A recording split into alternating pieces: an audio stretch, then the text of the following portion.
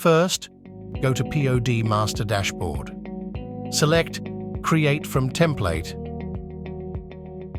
Choose the product that you want to customize.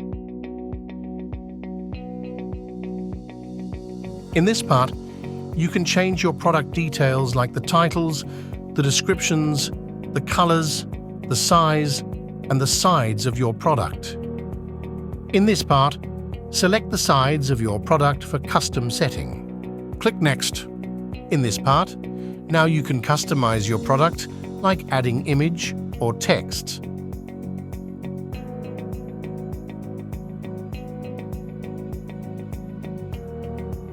Click Next.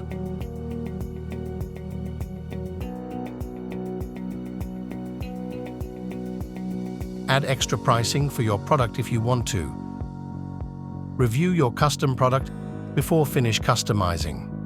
After finishing your custom product, check on your online store. Now your custom product is already in your store.